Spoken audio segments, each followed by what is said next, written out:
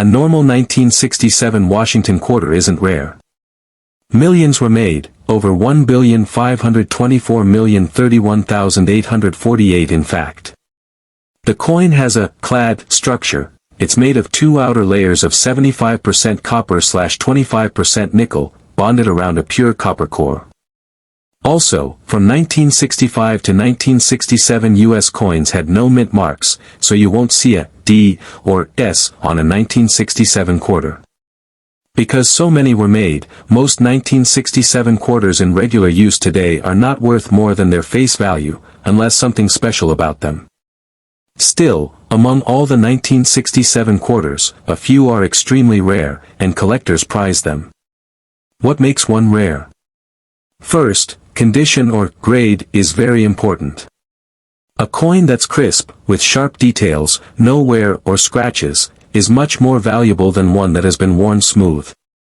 Collectors use professional grading services, like PCGS or NGC, to assign a grade like MS65, MS66, MS67, MS68, etc. MS means mint state, i.e. uncirculated. Coins in MS68 are very hard to find in 1967.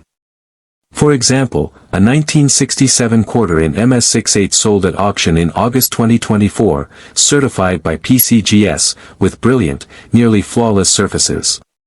That kind of coin is one of the top examples known. Another MS68 sold previously was described as delicately toned, and noted as the finest known at PCGS in 2020.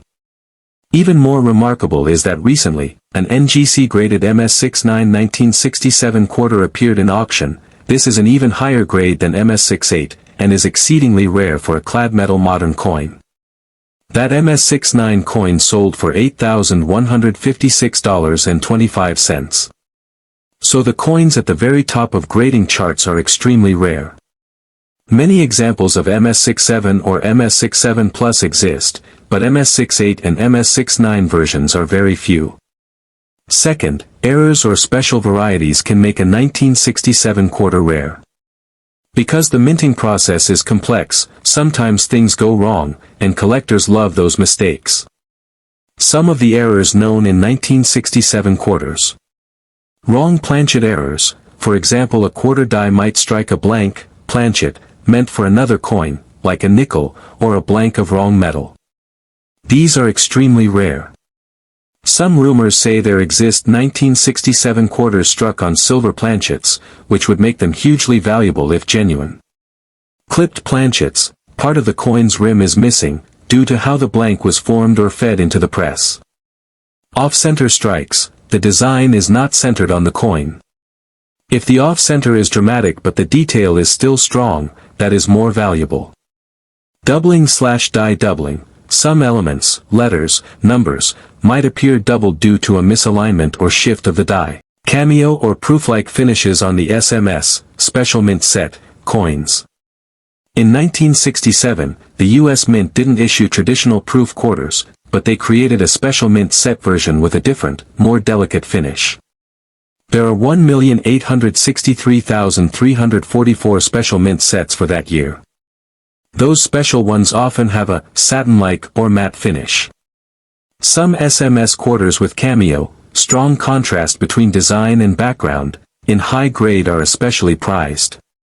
One SMS quarter graded SP68 came with a cameo designation and sold for a premium.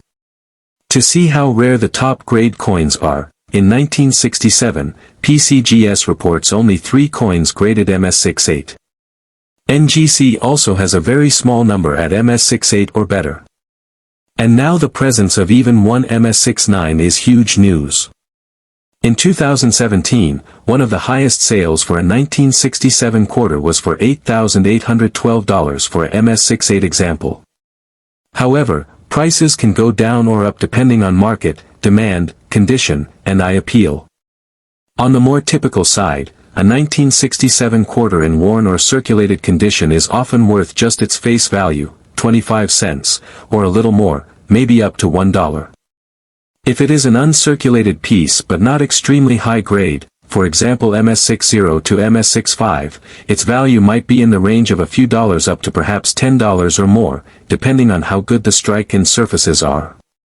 For the special mint set versions, a typical SMS 1967 quarter might be worth $3 to $5, but if it's cameo or in very high grade, it could reach $20 to $200 or more.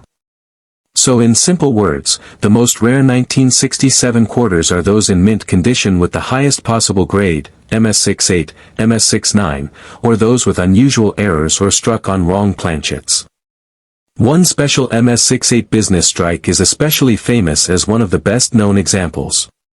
The newly discovered MS69 is likely even more rare. If you have a 1967 quarter and you want to see if it might be rare, here are things to check. Look at the coin carefully under good light. Are details crisp, hair, eagle's feathers, lettering all sharp and clear? If it looks like it's had wear, it's much less likely to be rare. Check the edge. You should see a thin copper stripe, because of the copper core, between the nickel outer layers. If the edge looks uniform silvery, it may be a wrong planchet or weird error. Weigh the coin on a precise scale. A regular 1967 clad quarter should weigh about 5.67 grams. If it's heavier or lighter, that could be a red flag. Look for errors like parts missing, clipped, things off center, or doubling. If the coin is in very good shape, consider getting it certified by a trusted grading service like PCGS or NGC. That gives proof of condition, which helps value. Also, don't believe every coin seller who claims your 1967 quarter is rare. Many 1967 quarters aren't rare at all. As one coin collector post noted, some people sell ordinary worn 1967 quarters claiming they are special, but there's no proof. In fact, one commenter said, "This is not a rare coin, it's a perfectly ordinary, heavily worn 1967 United States quarter." In conclusion, most 1967 Washington quarters are common and not very valuable. But a few are rare, especially those in pristine condition, MS68 or MS69, or those with mint errors or strange planchets. If you have one in exceptional shape or with an error, it really could be among the rarest of that year. If you like, I can help you compare pictures or see if your particular coin might be one of the rare ones. Do you want me to walk you through that?